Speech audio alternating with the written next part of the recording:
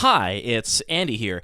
As you may know from looking at the title of this episode, we are talking about how to play Cube on a budget today, which is a great introductory topic for somebody that might think that Cube is inaccessible because it's expensive. So it could be a lot of people's first episodes, and if we were good at podcasting, we would say, because we're doing this topic, let's not waste a bunch of time at the beginning talking about something completely unrelated. And yet, we did. On this episode, we spend a huge amount of time talking about the new breakthroughs in competitive Tetris, and what it means when human conquest breaks through a perceived barrier, and the various ways in which computers can glitch out and make things seem more meaningful than they actually are. So if you're here for the vibes, and you're here because you like the show, then just listen as normally. But if you're here for the first time because you just want to get right to the meat of how to cube on a budget, then you should skip ahead to timestamp 2553, which should be in the show notes wherever you're listening to this, hopefully linked in a helpful way. This is a really interesting chicken and egg problem too, because I'm recording this intro and I don't know how long it's going to be, which means I don't actually know how long it's going to be until we hit that segment. So I've just had to choose an arbitrary amount of time to leave for this intro, so I knew what that timestamp would be before I started recording the intro. So this is me just filling up extra time and making you realize how weird and tricky it is to edit a podcast sometimes. Looks like I've got a few seconds left, so spay or neuter your pets. Free Gaza, make sure you drink water today and stay hydrated. Oh no, here comes the music!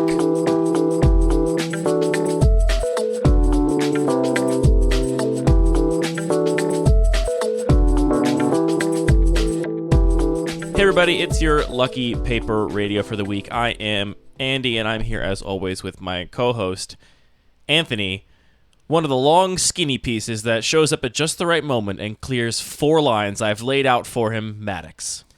Okay, wait, is this a Tetris bit? Because I actually do know that a thing happened with Tetris. You do know? I thought for sure I would get to break this news to you. It's sorry. made it this far into the normal world? You don't look at weird like this. The Brothers Green did a little discussion on the Tetris. I really thought I'd get to break this news to you. I'm sorry. Let's start over. No, it's fine. What do you mean fine. The long skinny bit? Are we talking about Legos? How much did the Brothers Green cover? Also, you never watch videos. Yeah, but they have a podcast too. Oh, it's on their podcast. Yeah. Okay. Well, which means I don't know what Tetris looks like. Sure. Well, for those that don't know, this past week or a week ago, I guess when you're hearing this, Tetris was beaten for the first time ever, and I'm really interested in moments where human conquest, human achievement makes big leaps. You know, you and I have talked for sure about the Fosberg flop before. Oh, of course. Classic. People might not know about the Fosberg flop. Is it the Fosberg or? I'm pretty sure it's the Fosberg flop. It's the Fosbury flop. Fosbury flop? I don't know if you want to take a different take or just own that. No, it's fine. Fosbury flop, whatever. For those that don't know, if you've watched high jumping at the Olympics, you've seen this pole vaulting. It's only pole vaulting or high jumping? Is it both?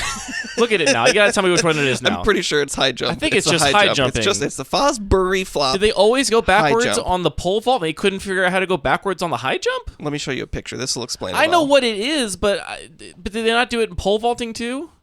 Yes, no, I get that, but that's what they do in pole vaulting too. Did they always do that in pole vaulting and no one realized to also do it in high jumping?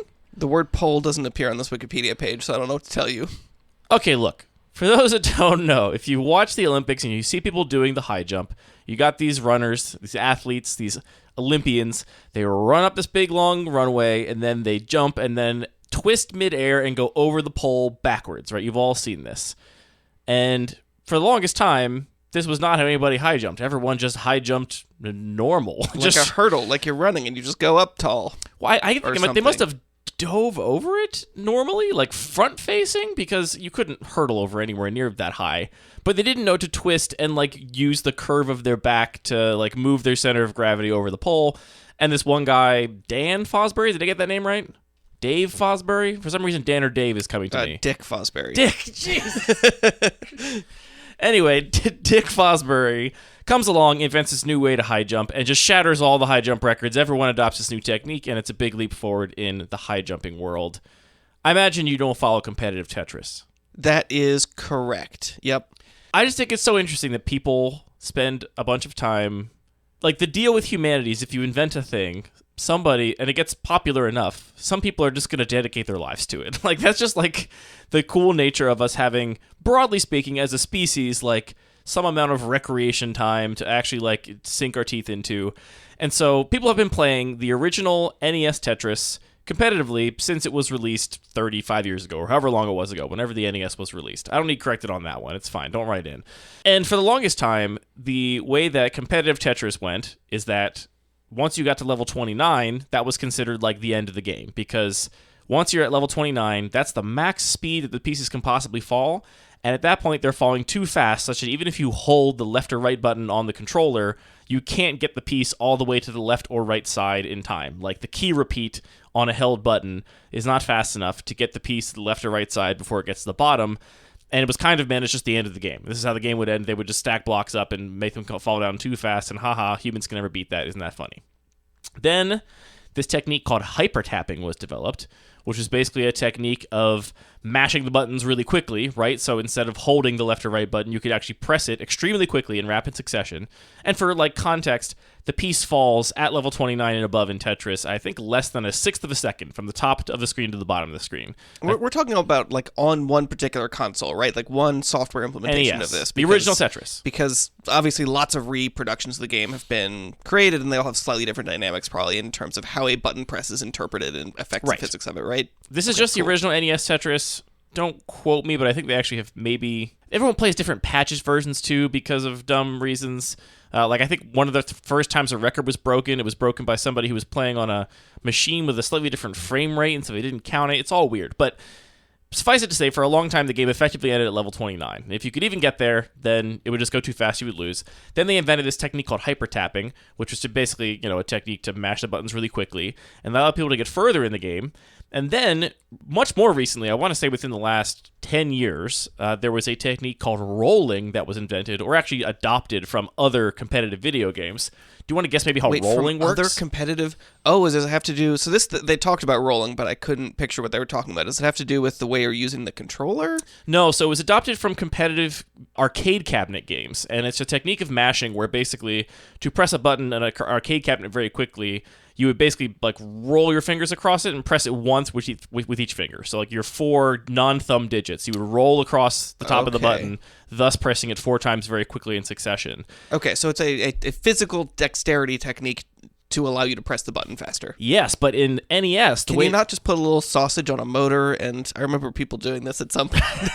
Sure. Just well, in NES Tetris, though, the little like directional pad is nowhere near big enough to do this technique on. And so the rolling technique in NES Tetris involves holding the controller in such a way that you have a hand on top that is just placing your finger over which direction you want the buttons to press, like which direction you want to move the piece, and then you roll the underside of the whole controller into your fingers, because you can't possibly roll on such a small surface of the directional pad. You have to roll on the whole flat bottom of the controller into your fingers that are basically just there as stationary objects to be pressed against at rapid speed. Wow. Okay. I totally thought this was just some element in the game that involved like maybe moving the pieces such that it was spinning at the point that it had to move over some other sticking up piece. But no, this is just a physical... purely just because the key repeat of holding a button was not fast enough. They had to invent a way to press the button faster. Wild. And it's entirely dependent on like the controller working the way that it does. Lots of questions about that. Like, do you get like a really good controller that's just like the solder connections are just really good? That's a great question. I mean, they're all the videos I've seen, they're using NES controllers. I don't know if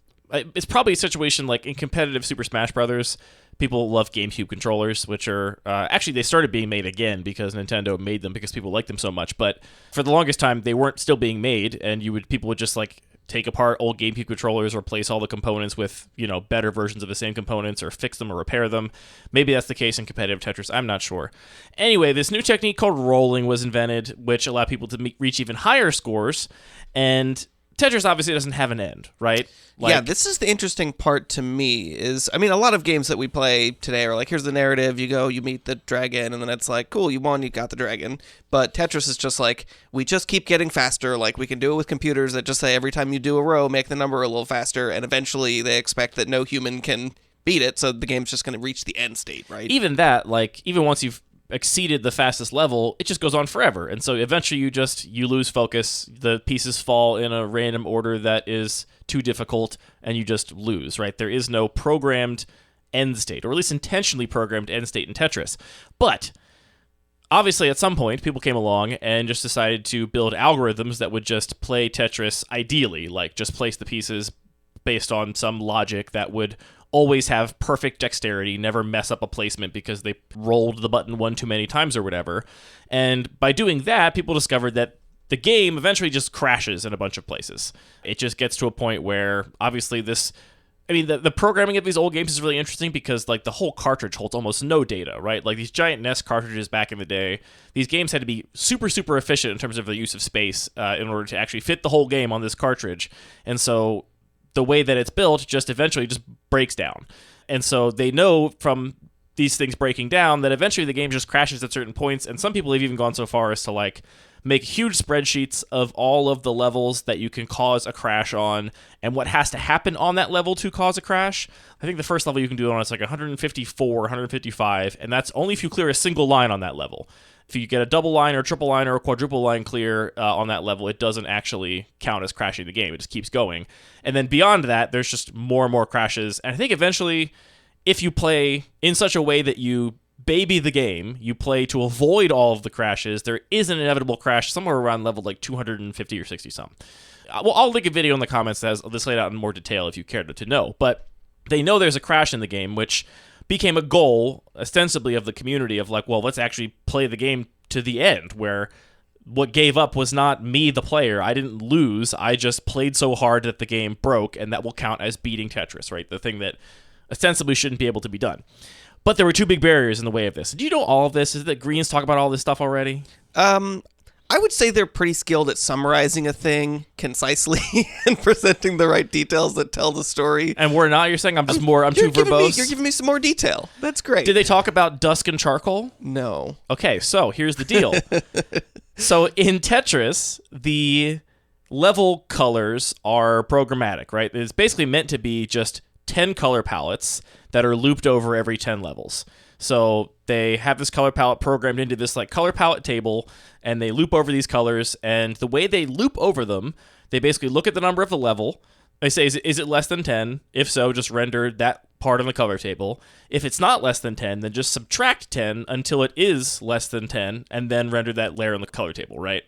So like they're essentially just, if it's level 29, they subtract 10, still not less than 10, subtract 10 again, now it's 9. It's the same color as level 9. Okay, so it's just a way to do modulo in reverse with a while loop. Basically. Or modulo for negative numbers. Now here's the problem. We've all been here as programmers. Here's the problem, though. This is the part I think is really interesting, and maybe you find interesting too.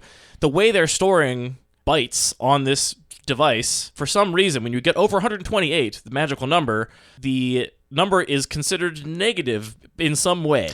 Yeah, number formats are interesting. I'm not a detail on NES architecture, but yeah, I mean, you've got, you're trying to represent a number. It's in binary, so it's the same as counting up 1, 2, 3, but instead of 1, 2, 3, you have 1, and then you have what looks like a 10, and then you have what looks like an 11, and then what looks like 100, because you just only, each of those digits work exactly the same way as decimal numbers, but you only have 0 or 1 as the options there. And in 8 digits, you would only be able to hold up to 128, right? Right, but then if you want to account for negative numbers, you have to agree that one of those particular bits, like one of the individual binary components, is the thing that says, is this a 0 or 1? Right. And, again, like all these things are arbitrary, like somebody made up and said, for this computer architecture, we're going to agree that this bit represents positive or minus, but if you end up in some systems having this overflow where you've performed some operation and that bit overflows into the next bit that it really shouldn't have because we didn't think this would happen, or we didn't account for that, or who knows, computers get complicated.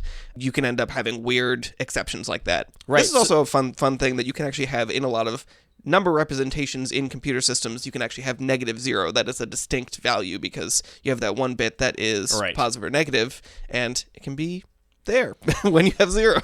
So, I mean, I guess theoretically, if they had programmed this expecting that number could be higher than 128, but which they absolutely didn't. You have to do something. Right, they absolutely didn't limited expect. In terms of how much space. Like, modern computers are also like, yeah, you need a number, we're going to give you 32 bits, and also if you overflow that, we'll, like, give you this dynamic register and whatever. Right, my point is that, like, it's not like they could never have made Tetris that would exist beyond what was actually level 138, because remember, they were subtracting 10 from it and checking that number, so if they would have had to then assign the number to, like, 2 bits worth of space and, like, somehow accommodate that, but they didn't. They just had the, like, number of the level stored in 1 bit or 1 byte or whatever, and so when it got to 128, or 138 minus 10, the result was just negative 127, which is not greater than 10. And so the machine just looked at just goes in a loop. Well, no, it just looks at some other part of the like code table, like some completely unrelated thing, and says, "There's the color of this level. That's the color this level is supposed to be." And so the colors of the levels just go absolutely insane. The color is the shape of the L1. Oh, I mean, it's reading some other data as hex values, or I don't even know how color was stored back then. I guess RGB values, right? If it was an actual TV, which would be hex. I don't know. The point is, it reads other data as the colors, and the colors end up just looking totally crazy, which is actually, for the most part, just cool and fine. Like, some of the colors are just totally out there. Okay, cool and fine. But they know from having these algorithms that play the game perfectly that there are 2 levels that are almost invisible. The colors are so dark that it's basically impossible for a human to see what colors are happening. They're called dusk and charcoal. I forget the numbers of them, but they were long considered just, okay, well, you get to this point, you can't tell what's going on. And eventually players just got good enough that I think you can see in the little box that tells you which piece is coming next. I think it's a little more clear which piece is which. And so players actually just have to essentially memorize what the board looks like before that level begins. And then when they get into that level for the 15 seconds or I don't know, like 30 seconds. I'm not even sure how long you're spending each of these levels at this point, but for that amount of time, they're just playing blind essentially and knowing I have this piece and remembering what the board looks like and trying to place it in their memory. And humans finally got good enough to get past those 2 levels, and eventually this led to this 13-year-old kid named Blue Scooty, 14-year-old kid. Blue Scooty. That was the really funny thing about the summary that I heard, is the names of people involved just getting completely more ridiculous. Yeah, I mean, this kid named Blue Scooty, I think his actual name is Willis or whatever, but he beat the game, just got to the first crash. He actually missed the first crash. He got to level 155, where you have to clear 1 line on the 10th clear, and he messed up. He cleared a triple instead of 1 line on the 10th clear, and you can see his like heart sink. He's like, I missed it. And then he just keeps playing. And he's been playing for like hours and hours to get to this point, right? Each individual session, if you like that game, I think took him like 40 minutes to get to the point where it crashed. That's still a lot of time. That's a ton of time. To come down to a few seconds of do you press, or a few milliseconds of do you press the right button. Absolutely, yeah. And that's the thing is like, you know, the beginning of those games for people that are that good are like largely rote, and then they're good enough that they can essentially, if they stay focused, maintain at that speed somewhat indefinitely until they hit these huge roadblocks of like, here's a level you can't see, it's basically invisible. So anyway, kid gets past it. He crashes the game actually a couple levels later because he was just like, I'll just keep playing. I missed the like one crash that I knew about in my head. I'll just keep playing and hoping that I hit some other crash because they get more and more frequent as the game goes on. Eventually crashes the game. Here's the part they might not have mentioned. I'm not sure when the video that the Greens made or the podcast the Greens made came out. Since he crashed the game for the first time in 35 years or whatever, 3 more people have also crashed the game at different points in a week. They just, now that everybody knows it's possible, everybody's like, yeah, we can break it. What was the difficult mile? The 4-minute mile? I think it was the 4-minute mile that was originally... Like how fast? An 8-minute mile? That was really tough to do. Well, now we run under 3-minute miles, I want to say. Yeah. Is that true?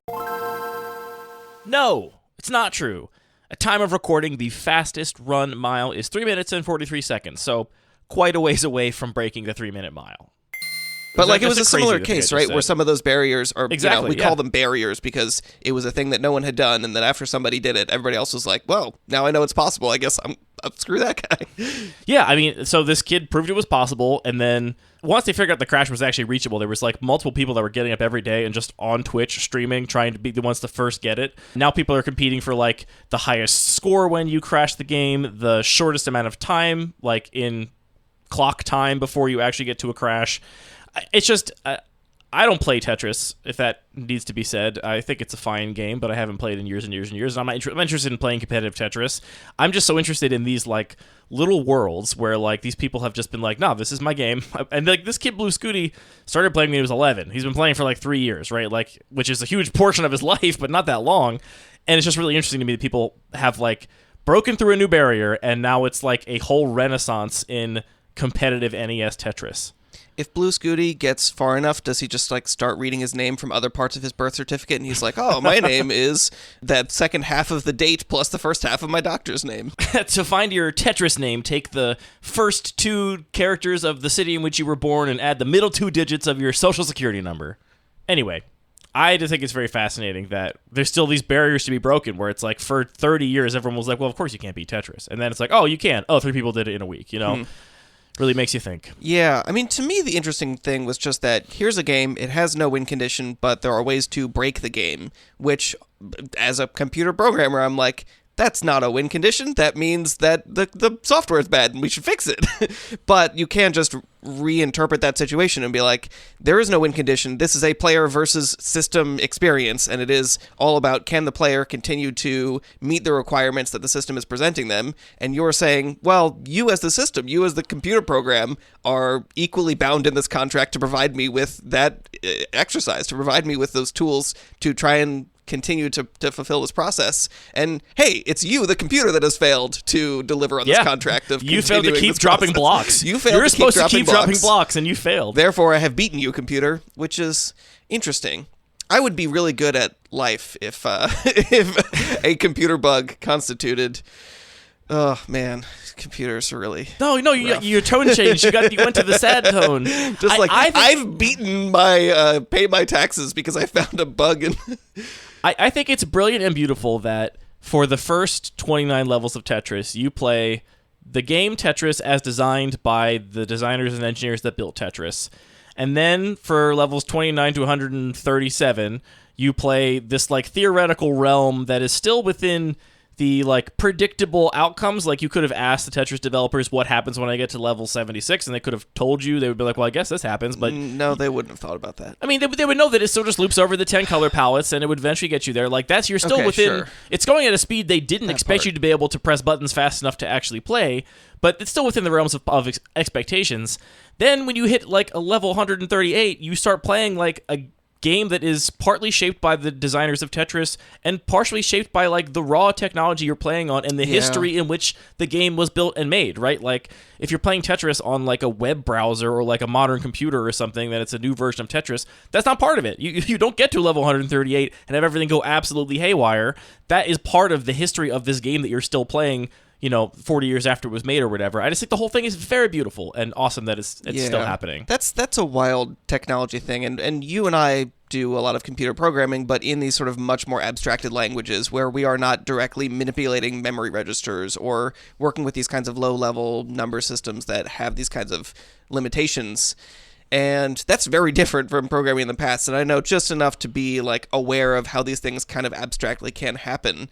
And it is just wild that, usually if you have that kind of like memory overflow or accessing the wrong piece of memory, programs just crash. Like they just behave in unpredictable ways and just fail because like nonsense. Yeah, this is not a code. I mean, like, this is a perfect example. Like this kind of code didn't have like type checking. They weren't like, this isn't a number I'm getting back. They were like, sure, render the color of the block. Yeah, it's like it's all just binary, so we'll treat that as a color because it's whatever. And it's just very interesting that just this one piece of logic happened to access some wrong, corrupt piece of memory that was just being used to render a color. So that was fine. Whereas if it had been used to do anything with the physics engine, or interface there, do anything else, or like keep counting your score, or do something else that was more integral to the system. Well, the score does stop working at some point because it's only got so many digits, so they have had to devise at least. They thought about that. They've had to at least devise patches for the game they play competitively that will keep track of their score beyond the number of digits that are available.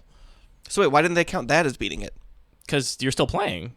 But before they patched it, they should have just said, we're not you still get to play. It's just not, like, the fact that the scoreboard broke doesn't mean your score still isn't going up. When you say patch, what do you mean? Like, did they fix it?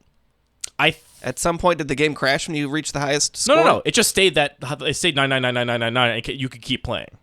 Okay, so they patched it. So they had no way to know add the score. Right, they had no way to know what your actual score was. They could have counted. They could have been like, now I start counting.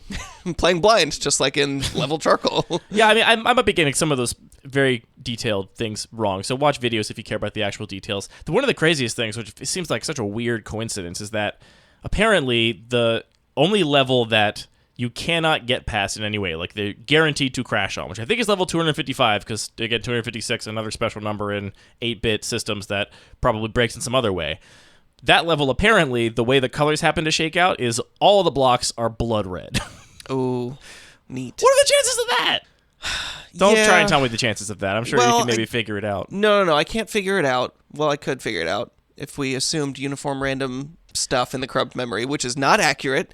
But you get to the last level that you actually can't beat, that no humans ever saw until they built robots to play the game perfectly and like tracked all of the potential glitches, and you realize that it's like you get to the all blood red level. Like that's how you would design it if you were human, saying let's make the level that kills you no matter what. Yeah.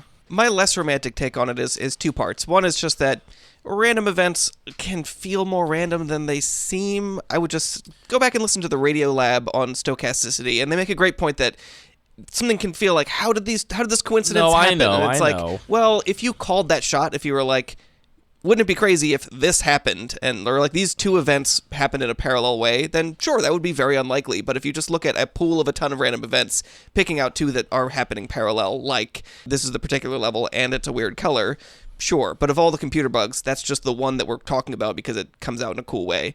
The other thing is, honestly, of all the things for people, of all the things to say, like, no one has ever looked at this screen before, isn't this crazy?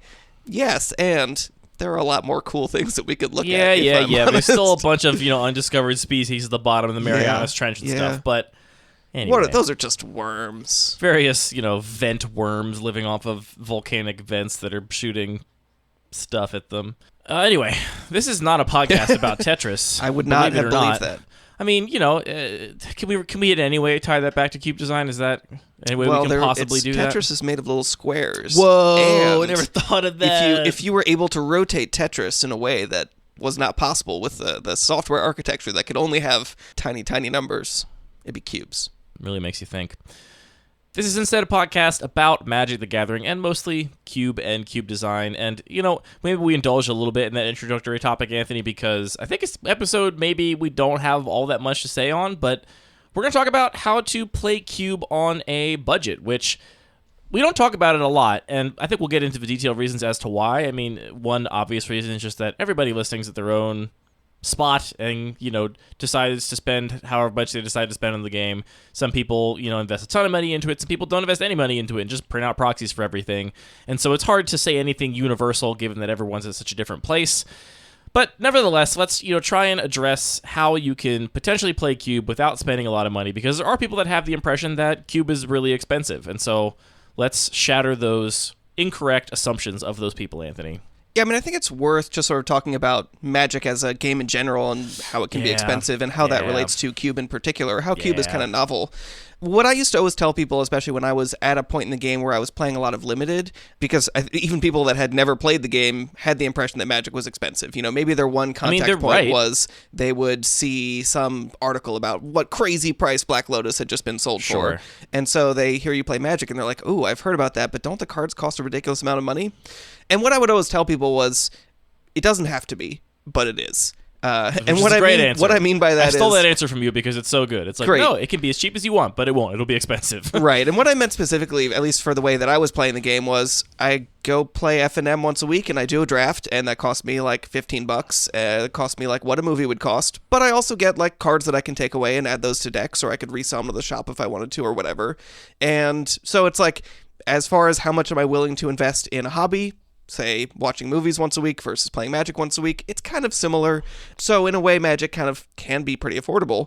On the other hand, it's not, because a lot of people are just going to get much more invested, and while I'm playing Limited, I'm also buying a couple cards to upgrade a commander deck here and there, or what have you. So it does tend to add up, and especially if you are playing competitive, if you want to build a modern deck, I'm not really sure what they cost today, but I'm guessing it's still at least a couple $100s. Standard decks can be a couple $100 if you want to be playing really competitively. So Magic kind of has this weird sort of mutability to it where, yes, you can play it in affordable ways, but the more invested you get into it, it's very likely that they are going to find ways to get a lot of money from you. Yeah, and I think, to put it the most cynical way possible. And it's just why it's always impossible to say like whether something is expensive in a vacuum, right? Because when it comes to recreation, people spend wildly different amounts on wildly different things. A lot of people just can't afford to spend almost any money on recreation, and so it becomes television or video games, which all things told are actually very cheap in terms of recreation, video games.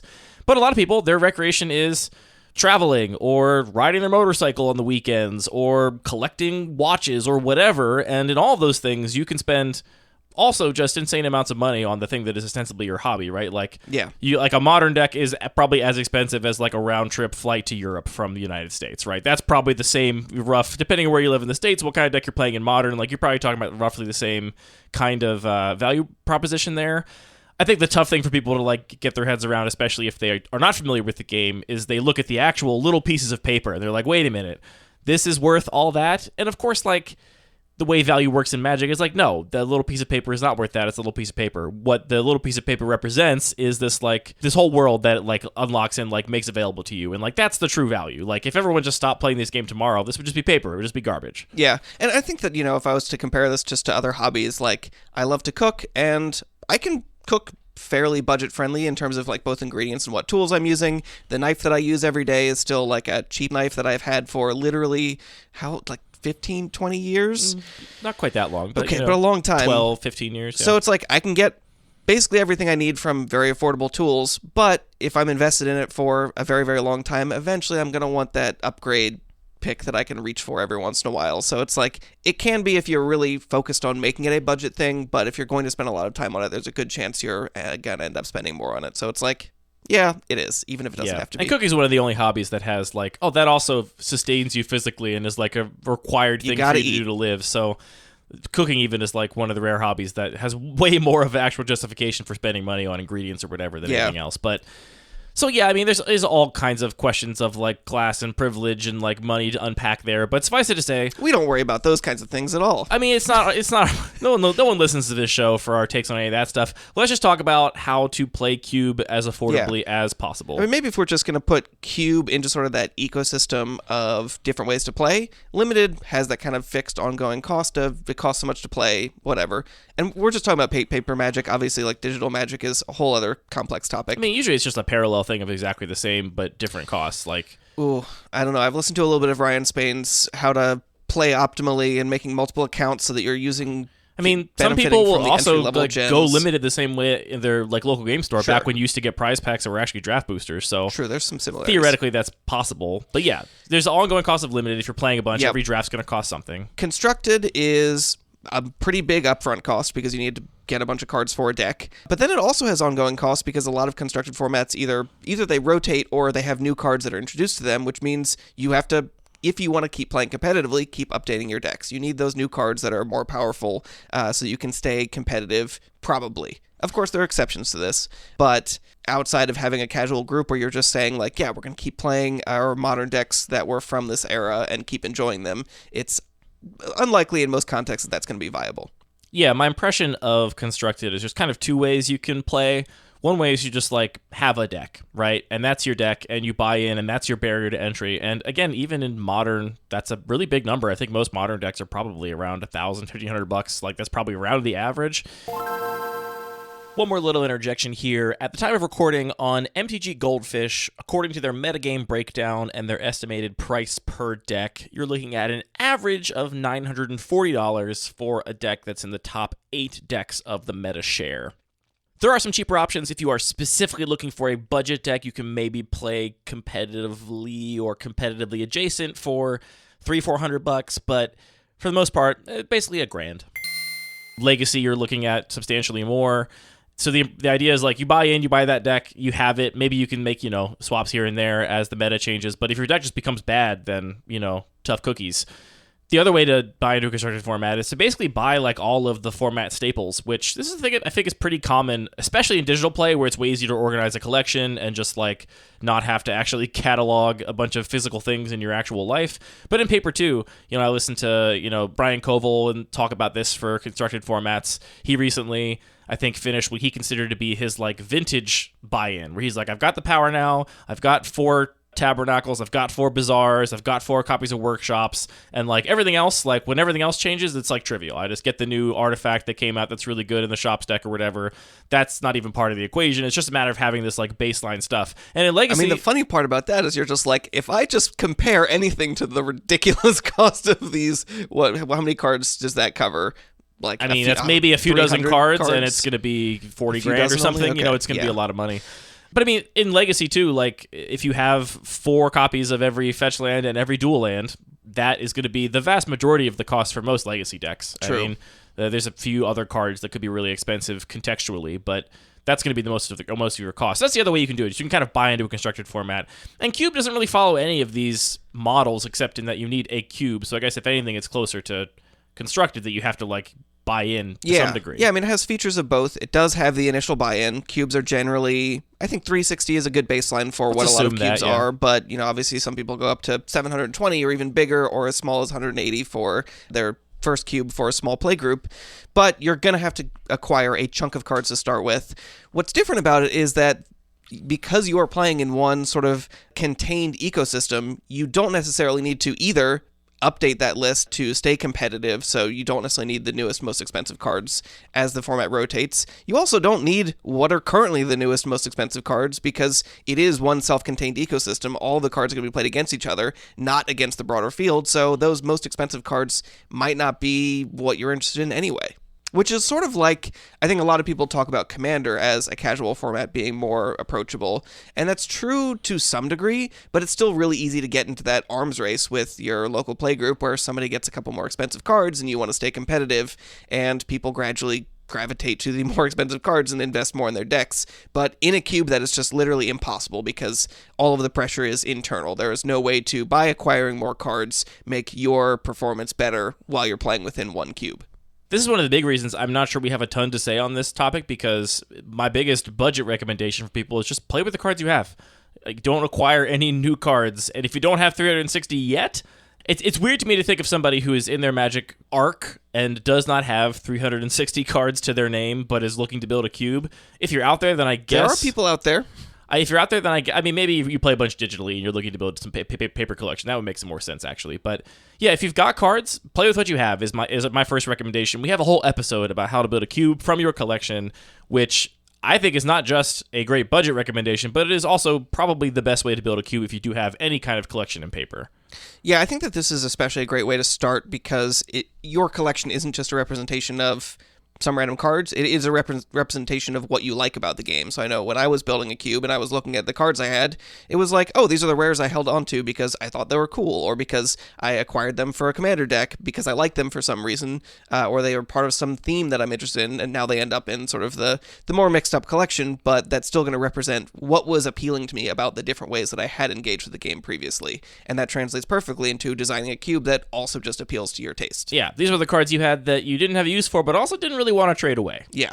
So that's the first thing. Just don't acquire new cards. And I want to emphasize that this is not like making a less than cube or a baby cube or like a compromised worse cube in some way because you're not spending money on it. You can have just as much fun playing with whatever cards you've got on hand as you can playing with a impeccably tuned vintage cube that's got all of the power in the world, right? Like, obviously, fun is always subjective, and some people are going to be way more excited by playing with these rare and powerful cards, but there is nothing to say that you can't have a, like, superb drafting gameplay experience in terms of whatever your goals are for drafting gameplay with whatever cards you have on hand, right? I mean, if you look at the most beloved limited formats of all time, most of them are not beloved because they happen to have the most powerful cards in them, right? That is not why people love limited formats. They love limited formats because of the kind of decks they can draft, the kind of games they create, and that is not dependent on having specific expensive cards. Yeah, I think it's really easy too, because as players, we like to talk about the power level of cards, because as you're building a deck or as you're drafting, that's relevant. You want to take your Steam vents over your Is It Guildgate because it's just going to increase your win percentage, right? But when you're designing a cube, you don't necessarily have the same incentive where it's easy to start thinking like, oh, an Is It Guildgate is good enough until you can upgrade to a Shockland. That's not really accurate, because if everybody's got guild gates, everybody's still playing on a level playing field within that cube, so it can still play just as well, as long as people are having the right expectations to what's going to be an effective way to play that cube. Yeah, and again, I would just look at, like, no retail limited set, if you actually were just to, like, take all the commons and uncommons and build it, would be that expensive, and that still accounts for the vast majority of the texture and feeling of that set. You know, people love Triple Innistrad, and no one's like, well, this would be good, but it doesn't have, you know, fetches and shocks. Like, no one's like that, right? So don't look at your... No, someone out there is like that, and if that's you... No one's like that in good faith. So don't look at your cube and say, well, my cube would be good if it only had fetches and shocks, because no one says that about Triple Innistrad, or... what's a recent beloved? March of the Machine was a really beloved limited format. Sure, I think people love Kamigawa Neon Dynasty. Neon Dynasty. No one looks at these sets and says, well, it would only be good if I just had a Snapcaster Mage to put in it, but they're so expensive. No, the Snapcaster Mage would be fun to play, but it doesn't make the overall set more or less fun. It probably makes it less fun because that card is just a little better than everything else. But yeah, I think it's really hard for people that are new to building a cube and drafting cube to get out of that mindset where obviously your deck is better if you have a Snapcaster Mage. But is the environment better? Obviously, your deck is better if you go from Guild Gates to Fetches and Shocks. Obviously, it is. They're just better, more powerful cards. That is not how it works with Cube. And so really think about those beloved limited sets that people adore, even though they're definitionally never based on expensive cards. Like the core, the things people really love that they want to draft, like Burning Vengeance is what makes people love original Innistrad, not Snapcaster Mage, even though that isn't Innistrad, for example. I think the next thing to mention is that even if you are acquiring new cards, most cards are not that expensive, even though it is a feature of this hobby that there are really, really valuable sought after cards. The vast majority are actually not. If you go on Scryfall, I'm just looking at the legacy card pool, cards that are worth less than $1. That's 22,000 of about 27,000 cards. So actually, the bulk of cards. It's a bit of a long tail. It's kind of a long tail here. And if we go to less than $5, it's even bigger. It's almost 25,000 cards. So it's like actually a pretty small chunk of, I mean, and to be clear, this is cards that have any printing less than $5. A lot of these will also have, some secret layer printing that's more expensive stuff. That when you say you're looking at the legacy card pool, you mean the pool of all cards legal in Legacy, not the cards played in Legacy. Because almost none of those cards are played in Legacy. Yes. So yeah, I mean, even if you are acquiring new cards, there's going to be a lot of cards that people have never seen before if you're looking at these sub $1 cards, but there's a lot that you can work with. Right. I mean, some collectors and shop owners have even complained in recent years that they have just buried us in reprints and tanked the value of cards, which we can have a whole other conversation about the secondary market health and what that means for the game. But as a player, as a Cube designer, that's great. There are tons of cards that I had this experience somewhat recently where I was making a Cube list where I was just trying to have all the cards be like less than around $1, right? Like if it was $1.25, fine. But like in that range. And I was shocked at the cards that could be included, right? Just because of when we started playing, like the fact that Kolan's Command is like $1 now. It's like, what? That card has always been $15 or $20 for as long as I've played Magic. And it's just not now. It got reprinted in Double Masters or whatever, and it's no longer super playable. And that's the case with a ton of cards that you might even have in your head listening that you couldn't put in your Cube that actually you could if you just looked at the cheapest printing. And if you are trying to acquire new cards, something else that maybe is worth paying attention to, although this is a big rabbit hole as well, is that the price of cards obviously fluctuates over time. So just like you're saying, things that you have thought of as, format staples that always cost $20 surprise you. Those prices might not stick around, so be aware of if you have, for example, Ravnica Remastered is coming out. That's going to include a bunch of reprints, and a couple weeks after that's been out and there's some time for those cards to circulate, a lot of prices of cards are going to come down, and this is definitely the strategy that I took when I was getting into Magic. Was I just took my time acquiring fetches, shocks, things like that I knew I would want to have access to for various decks. For when there was a reprint set, I'd just pick up a couple of them. If you have the time, if you're not in a hurry, which again, Cube is great that it affords you that time because you don't necessarily need to keep up with the way that the format is progressing. You're working at your own pace. So yeah, pay attention to things that are being reprinted, and you can pick things up often pretty cheap. Yeah, I mean, Ravnica Remastered is why Parker suggested this topic for this episode. And if you have been waiting to add shocks to your Cube, then I would say 4 to 6 weeks from the release of this episode is probably one of the better times to buy a full set of Shocklands, because they are being reprinted in like 4 different versions in the newest set, and you know that base printing is probably going to be as cheap as it's ever going to be for a Shockland. Yeah, and we're certainly not pricing experts, but that's always been my experience that when a new set comes out, new cards will start out pretty pricey, especially if they're things that are exciting for a particular format, and they'll gradually just come down for over the course of like a couple weeks to maybe a month or two. And then again, things will start creeping up as the supply is just less available. And I think reprints maybe have a little bit more of a quicker response in terms of coming down after a reprint. Yeah, I think reprints are maybe a little different. I think you just want to kind of outlast that first rush of people that are buying them because they are now, in their minds, affordable. Like, and there are also complications, like maybe a reprint means that they are now open to another format, so the prices can actually go up in some cases. Yeah, and needless to say, hashtag MTG Finance is not our interest or expertise, so... No, but you can be a slightly informed buyer.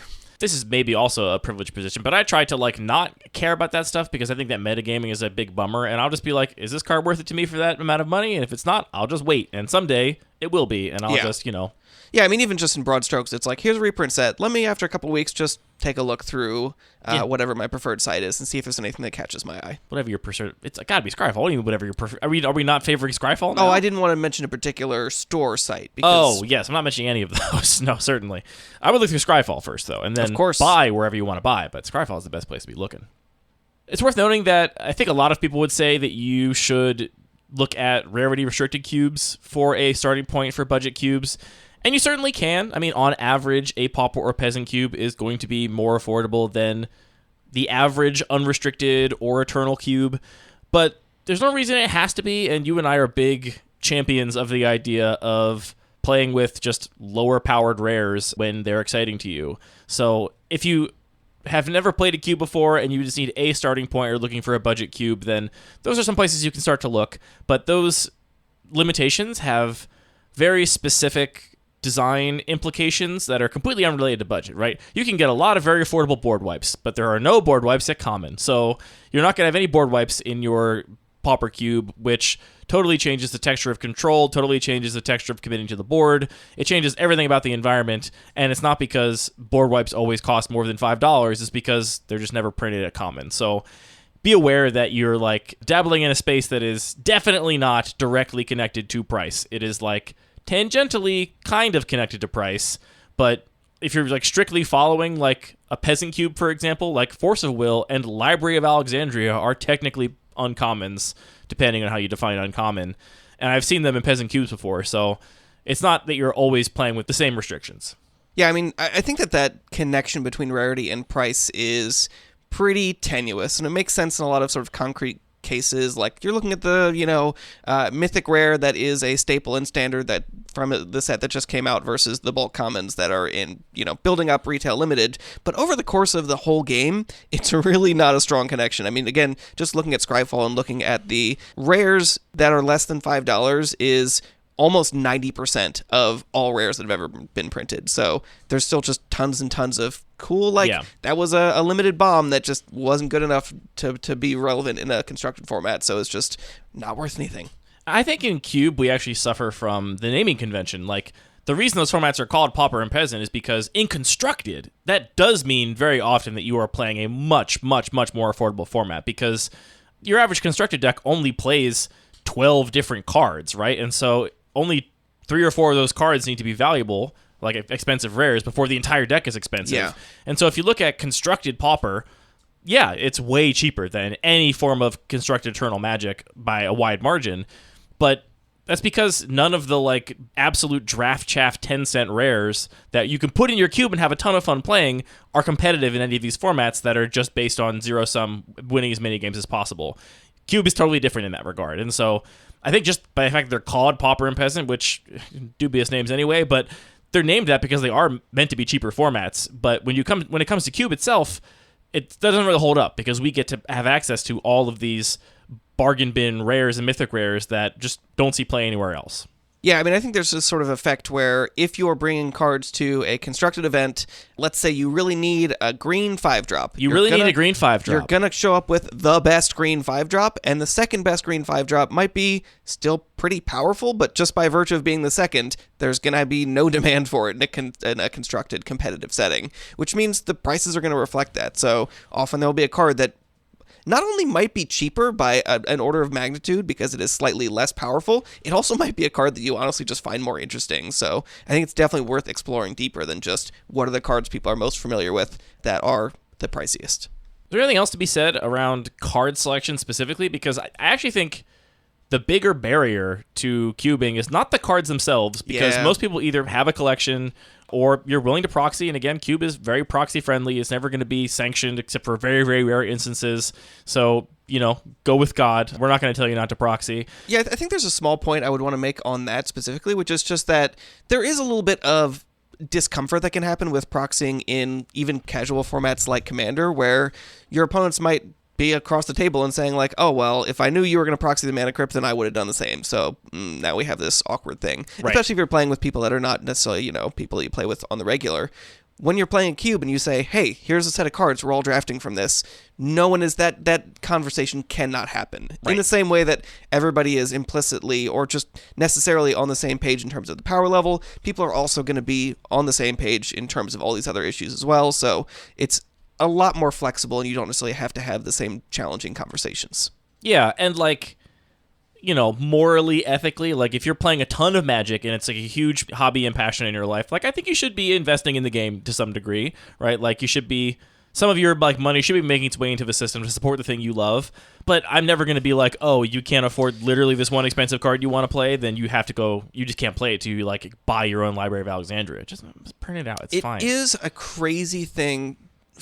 Just imagine sitting down for a game of Commander and being like, no, I'm playing this Bayou. You're not allowed to unless you have $600 I mean, a lot or of people whatever a Bayou have costs. that position. It's like, it's a huge bummer. I get that cards are real and cost money, but at the same time, like, that is such a ridiculous thing to say to somebody that is what it costs to sit down and have this gameplay experience. So, I don't know. I don't love proxying, but I don't love that either.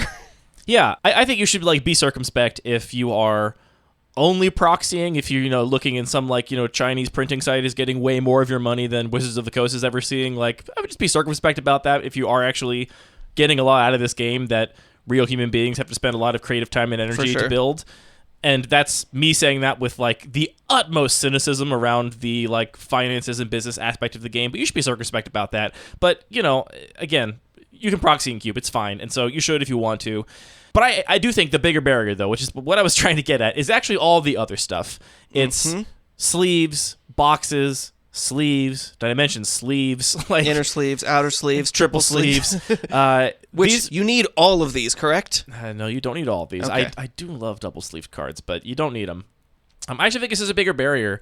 I think the easy answer, let's just start on boxes, because I hear people ask this question all the time. Okay. How do I store my cube? What kind of cube boxes are out there? What are budget-friendly cube boxes? And Anthony, you are like the living example that you don't need to spend any money on your cube storage. You have explicitly chosen and prefer cardboard BCW long boxes for all of your cubes and have never stored them in anything else, nor felt a desire to. Speak to that. Yeah, I thought for me this would be a more temporary thing that we're new to the format. I had been through playing other formats, so I knew that my taste would change and grow probably. I had a battle box. I had other ideas for cubes that might be different sizes for different reasons. So I was just like, yeah, I'll just start with a cardboard long box, and that's not investing a lot in a thing that I don't want to, resize later. Because if I get something that's cool and custom, and then I want to make a bigger cube, well, can't really use that anymore. You can be like me and get the cool custom thing, but get it made explicitly bigger in case you want to make your cube bigger. But then don't make your cube bigger, then just have a bigger box you have to lug everywhere. But then also, yeah, you can't really transport it really easily if you have something big. So I don't know. I think that the cheap cardboard long boxes, just the white made of cardboard. BCW card boxes. That's the ones we all know. Those are great for a lot of reasons. Obviously, they're cheap, which means you don't spend a lot of money on them, and you can spend money on different sizes in the future if you need. Having multiple boxes honestly just makes it easy to fit into different shaped bags. If you're biking to your LGS with your cube, you can make it really as small as possible because you only get the box that's just as big as you need. The one caveat about the pricing of these that I'll mention is that if you just go on Amazon and try to buy a single cardboard long box, it'll be $15-$20 or something crazy. Seriously? I'm making up numbers a little bit here, but like that's insane. The actual cost of the boxes is almost nothing if you just go to BCW and buy a big stack of them. So either if you can talk to your LGS about making sure you get a reasonable price on them, or find some friends that also want some boxes. This is what I did. Basically, I just bought a bunch in a couple different sizes and then hand them out as people need them and just sort of eat some of that cost for the group because, yeah, I mean, the cost of buying one and buying a dozen of them is almost basically the same because you're mostly paying for shipping. And don't give any money to those Amazon sellers that are the just resellers that are trying to make $15 off a cardboard box because it seems like the cheapest way to get it. Plus, these have the advantage that you can customize them a little bit. A lot of people do cool. I know Bones in particular has his Almond cube and his Iganjo Drift cube with all kinds of custom decorations, custom lettering of the cube names on them, which is a lot of fun to see. Yeah, if you question the validity or utility of cardboard long boxes, you should know that at least at CubeCon last year, they took everyone's cube out of whatever box it came in and put them all in cardboard long boxes, every single cube. Yeah, that was a smart decision. Because it's consistent and they know it works and there's no questions around how it's going to be handled. So that's a very simple answer to that question. We don't have to give you any. I mean, if you want to find more expensive options, you can. This is the how to cube on a budget. And how to cube on a budget is you can get a cardboard long box and it works just as well as anything you will ever need in terms of functionality. Are there any downsides? I guess they're not waterproof, if that's a concern. They're not waterproof, but I mean... You have different needs if waterproof cube box is your priority. I mean, it's definitely like if it's in your bag and you get in some rain or something, there's plenty of layers of bag and cardboard box and sleeve between your cars and the outdoor that I wouldn't expect it to get wet, but... I guess get a Ziploc bag to put them in. Put them in a trash bag. That is the cheapest way to store your cardboard cube. long box in a trash bag, seal it up, watertight. Just in a trash bag. Just in a trash bag. Box. No, I think you put it in a cardboard long box first. I think sleeves are the harder one. This is honestly, I think, the biggest cost to eat for a lot of cubes. There's plenty of cubes that I have played that the cards in them cost less, considerably less than the sleeves that they're in. It is not uncommon because let's say you are making a 360 card cube. That's 360 cards. Plus, you're probably going to want 30, 40 basics of each type. And so now you're talking about buying probably 600 sleeves in order to have enough that are on hand to sleeve everything, which is a ton of money. I mean, we're looking at what does a box of Dragon Shields run these days? So if you buy them from Dragon Shield, it's like $15. I saw some other sites where you can get them as cheap as $7. You'll see a lot of different prices, and there are a bunch of different brands for sleeves. A lot of them are good, so if you can find a better price, great.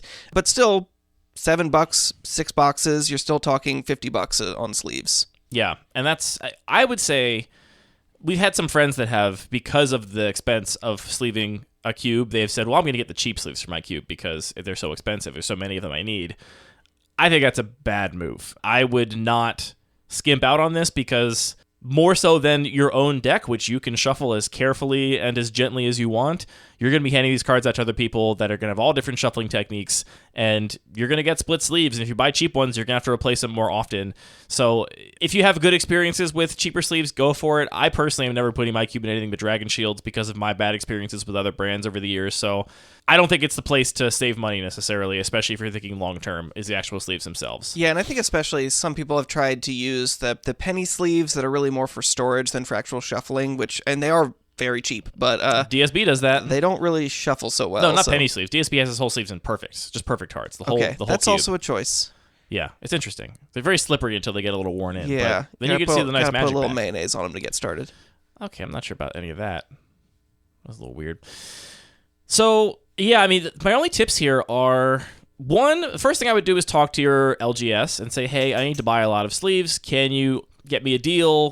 Because they are buying them, at wholesale rate, and then usually most LGSs, as far as I know, are selling them at a very small upcharge. Like, they're not charging you a lot more than they're buying them for, right? If they're selling them for $12 a box, they might have paid $9 or $10 a box to get them. So it's a really small profit margin item. It's not how the OGS is making a bunch of money, but if you're a regular there, they know that you're spending money on drafts or spending money on snacks or whatever. It's entirely possible the owner might be willing to, batch order a bunch for you and give you a little bit of a deal. You can also buy them wholesale yourself, and some people swear by this. There's a company called Potomac Distribution that a lot of people will recommend for buying sleeves in bulk. And what I'll say is that it's never really, like the times I've done it before, which are only the times that our local game store couldn't get in the brand or sleeve that I wanted, I haven't really saved much or any money, because you save money, per individual unit, but you still got to pay for shipping at that point, because this is not like an Amazon situation where everything's just free all the time for shipping. So yeah, you're saving 20 or 25% per box, but then you got to pay $20 shipping for all the boxes instead of no shipping, and you save a little money at the end of the day. That's the kind of thing where I think you're really only saving if you're buying, dozens of boxes of sleeves or hundreds of boxes of sleeves. Then it really starts to matter. Another small thing I'll say here is, if you are buying sleeves in bulk and you're not going with like black or white, it is not uncommon between multiple brands to have slight color variations between the otherwise ostensibly same color, right? Because you imagine there's some factory where they're mixing together dyes and sleeve material in a big vat, and if you get a set of red Dragon Shields from 2020 and a set of red Dragon Shields from 2022, they might be a little different, which I actually don't think presents a gameplay fidelity issue. I mean, obviously, if you were playing like competitive REL, a judge would tell you those were marked cards and you couldn't have it. I think it's more just going to be irksome. It's going to be annoying if you're a cube owner and you're like, dang, half of these cards are just slightly different colored. So if you are going to deal with colored sleeves, I would recommend buying a whole case of sleeves. And you can buy them on wholesale distributors or through your LGS if you ask them. The cases are usually, 10 boxes or 12 boxes or whatever. Just buy a case, and then you save a little money per unit, and you're guaranteed they're coming from the same batch in the factory, which means they're going to be the same color. Yeah, I think that's also useful if you're just starting to cube and you're trying to cut costs in other ways, like just starting with 180 cards, which is, I think, a great way to start. For sure. For a lot of reasons. But you might still want to spring for a full 600 sleeves. So if you want to grow up to 360 plus lands in the future, you have that option without buying new sleeves. Yeah, if you know that your 180 is like just an entry point, it's completely reasonable to just cube at 180 cards forever, totally, for all time. But if you know that like you want to draft with 8 people, that's like what you want your cube to be, but you're starting at this for now because of card availability or because you're trying to build your playgroup a little bit, then yeah, maybe spring for the sleeves you need ahead of time.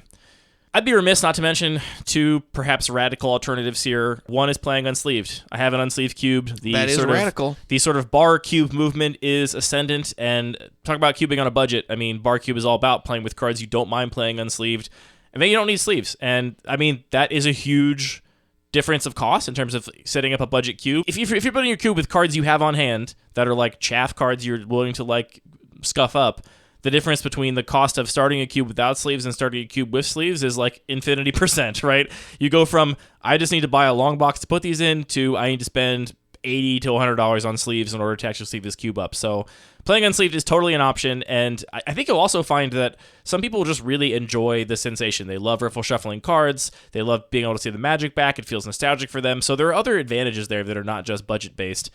That's something you can do. Sleeves also do make cards a lot thicker, so you'll actually just need a much smaller box. That's true. If they're unsleeved, which also is great for transportation. So, yeah, I mean, if you're willing to shuffle cards, there are good reasons to. Yeah, at some point we may have someone on to talk about the bar cube movement, and I think that they would be big champions of this approach for all those reasons. It's more portable, it's super cheap, and you know, if a card gets beat up because it's not in a sleeve, you can just replace it. They're 10-cent cards. Go get another copy, or replace it with a different card. Who cares? It's your cube.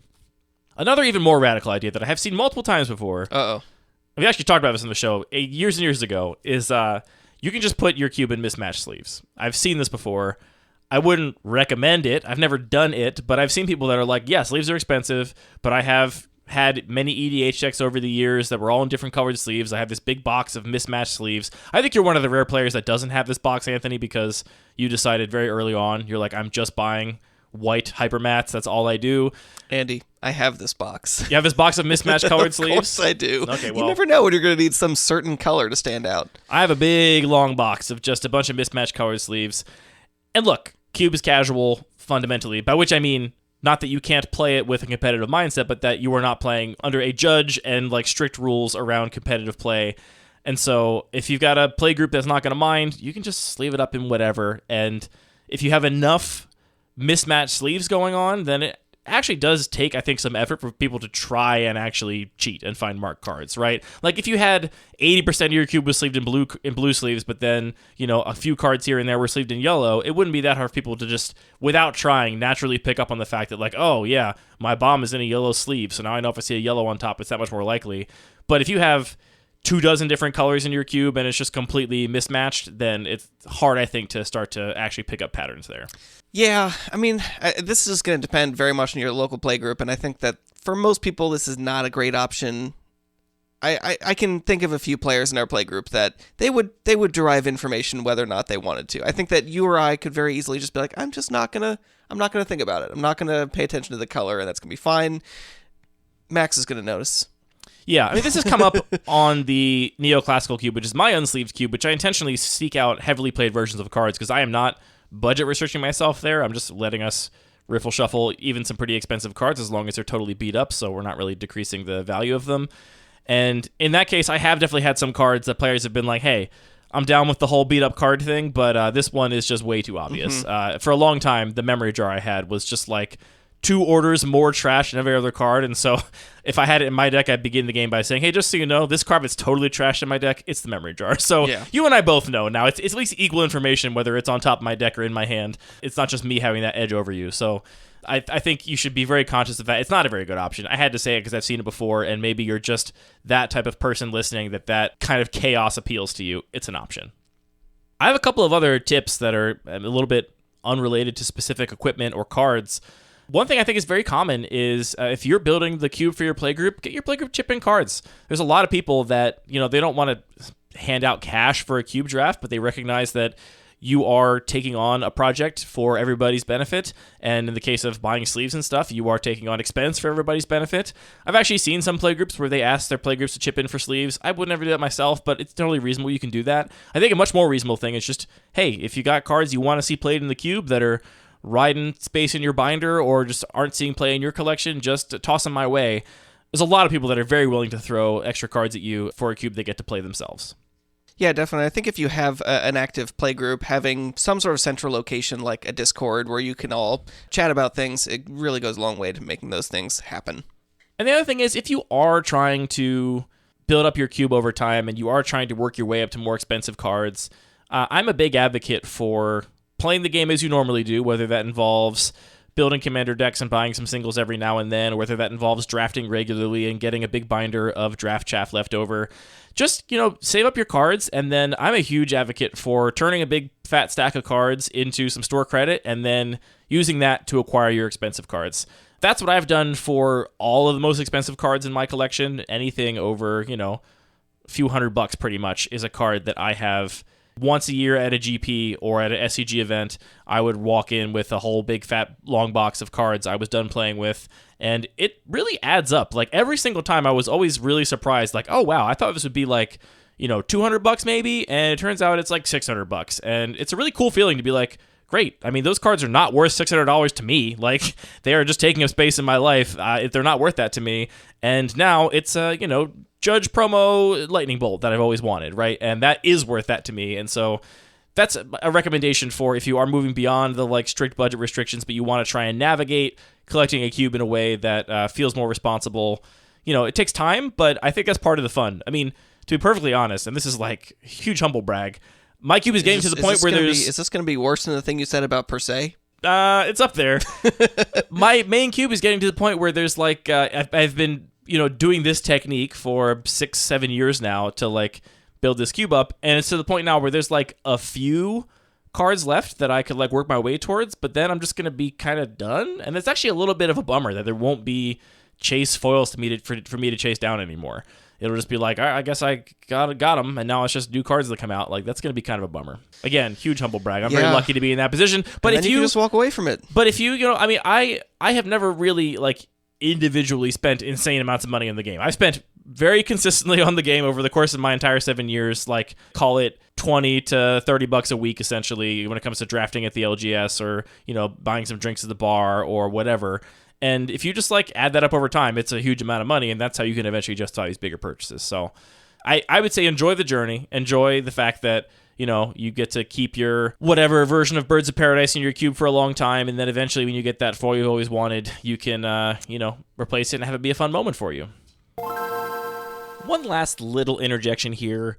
On this point, I've always been the kind of person that will either play whatever copy of a card or my ideal copy of a card.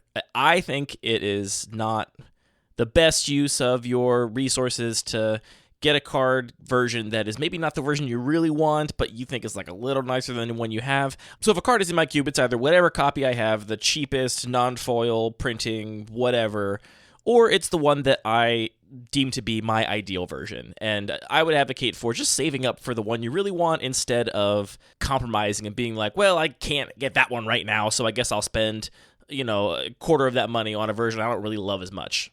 Small thing, but one last little tip from me.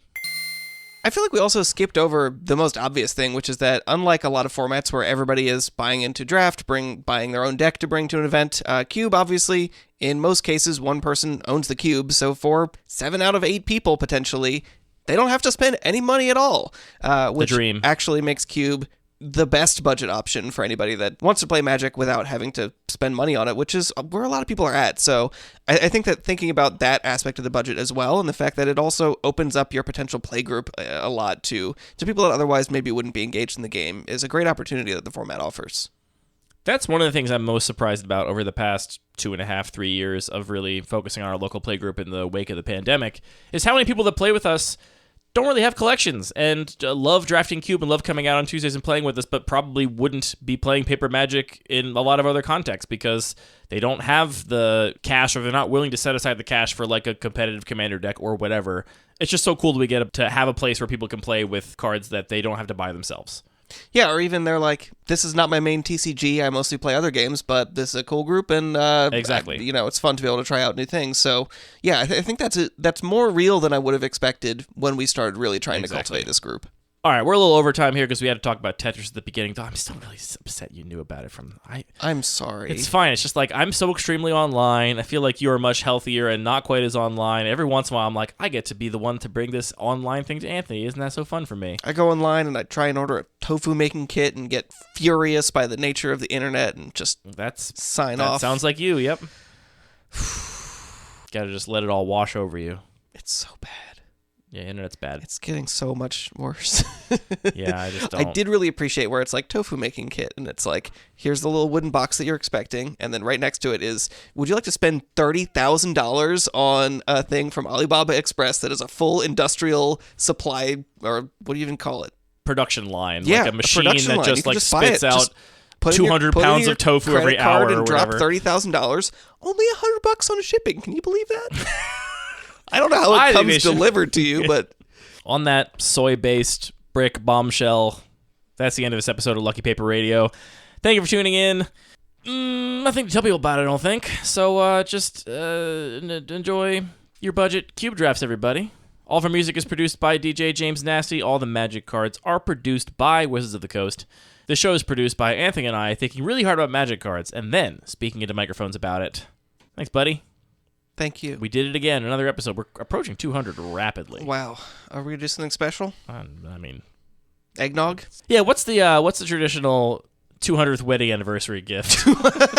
Well, so you get to the Mithril, 'cause you're an elf? 36th anniversary, and then it overflows, and you start just getting different parts of your prenup end up getting interpreted as sure, yeah. gifts. So it's like, I have to give you...